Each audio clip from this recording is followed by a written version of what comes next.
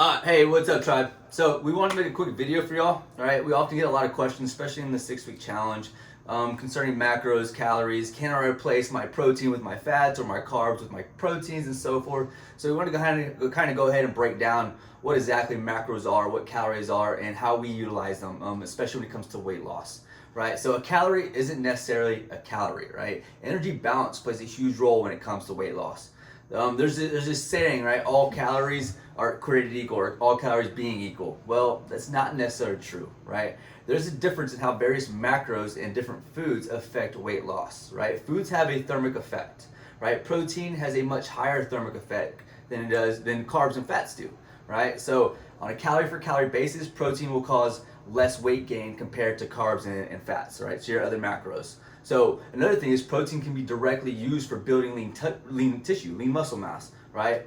Others cannot. So that affects the way your body comp is altered. So therefore protein will alter your body comp and how weight is gained, right? It won't necessarily be put towards fat first, when it'll be put towards building that lean muscle mass. Okay, so what we're gonna do, I've kind of go ahead and written on the board, we have a Quest protein bar, okay, a chocolate peanut butter Quest protein bar. And we're gonna compare it to a Scent Whey chocolate peanut butter in just a shake format. Okay, so you wanna go ahead and hit on macros? Yeah, so first we're just gonna describe to y'all what the macros are. If you're on the meal plans, you know you have a certain amount of carbs, proteins, and fats to eat out. So macronutrients are what our calories are. So we have 3 macronutrients that make up our calories. So we have protein, like we've kind of been talking about. We have our carbs, and we have our fats. These are going to be our 3 macronutrients like you see listed out on what you should be eating and stuff. Each one gives us a certain amount of calories for every gram. So protein and carbs both will give us 4 calories for every gram. And then fats, a lot more dense calorically, is going to give us 9 calories for every gram. And this is exactly why our fat servings are usually a lot smaller, because we're going to get a lot of more calories for that same weight. And this is why we have to have smaller portion sizes right there of that. And then protein and carbs, 4 calories for every gram. When we're looking at those meal plans and stuff like that, we get questions, can we have whole eggs versus egg whites? Those are specifically written out to eliminate the other macros from it. So the yolk in the egg is going to provide a little bit of fats, but for that specific thing, we only want proteins, or as much protein as possible. So we're looking for those lean proteins. Same goes with carbs. We're looking for those whole food carb sources, so we're not diving in on the other macros. So like if for breakfast you don't have fats, then we need to go into proteins that are going to eliminate that piece right there. Yeah, so we often hear, there's just so much food on my plate, and this is exactly why. Right? So when it comes to your proteins and carbs, you're gonna get more value or more volume for less, right? So basically I'm getting way more product, so way more chicken breast with less calories, right? So if I have fats, right, a tablespoon of peanut butter, it's very depressing, right? It's like 200 calories and it's like 15 grams of fat, right? So there's not that much, it's very dense, right? So the volume isn't as great as when it comes to protein and carbs. That's why you get way more carbs, way more protein for a bigger size, right? Yeah. All right. So let's go ahead and hit on this real quick. So I got ahead and I read out all the nutrient values of a Quest protein bar, right? So a Quest protein bar, right? It's in parentheses.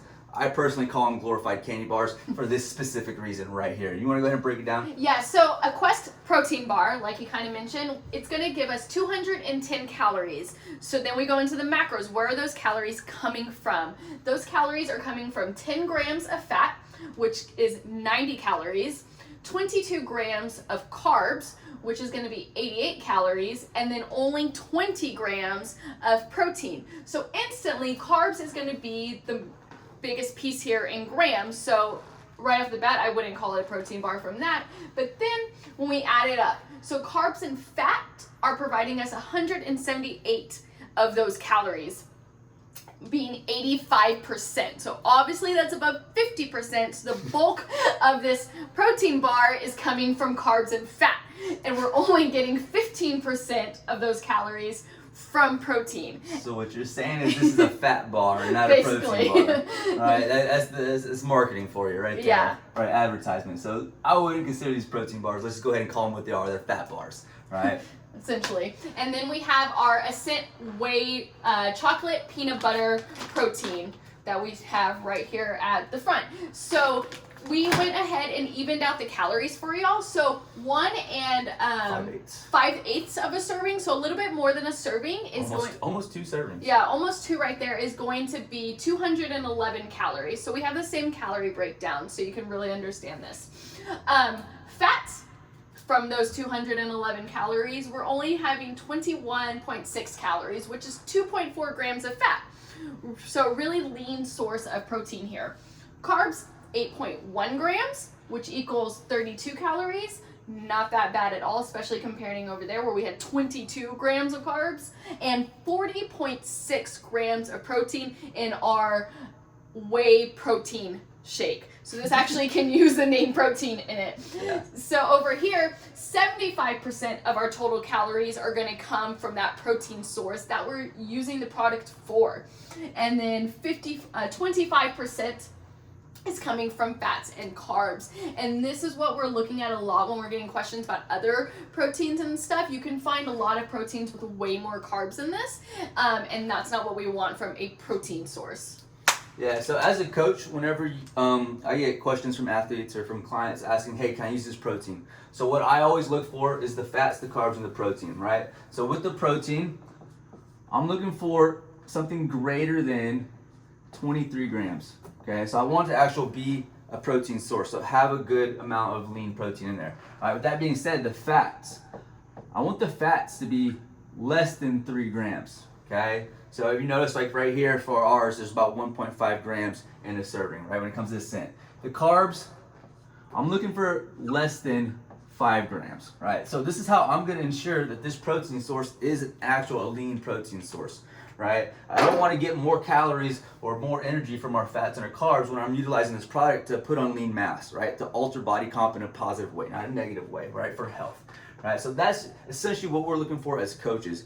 When it comes to like meal plans and stuff like that, we've already done all the math for you. Like we thought about the fats, the carbs, and the proteins, right? So as soon as you start to change those variables up and you really try and plug and play with your own foods and start replacing things, we're no longer accounting for those variables, right? So if you change the variable, you're going to change the outcome. You're going to change the result, right? So at the end of the day, the bottom line is, right, a calorie isn't necessarily a calorie, right? Energy balance determines whether you gain or lose weight. All right, we need to make sure that we're getting those calories from appropriate foods, appropriate macros, right? Where we're going to utilize that energy, right? Because energy in versus energy out, right? That's going to equal your weight loss. Yeah, so totally, and that's exactly a lot of these foods too. You're gonna notice like we get a lot of like, this is a lot of food.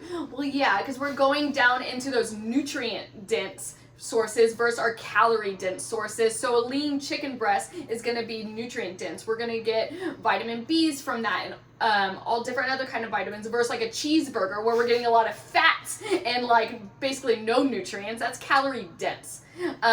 Not a lot of nutrients there for the amount of calories we're going to get versus something else. So it's going to look like a lot more volume. Use it, eat it, enjoy the food. We're letting you eat a good amount of food, and that's also going to help you keep you full. Like, we're letting you eat a lot.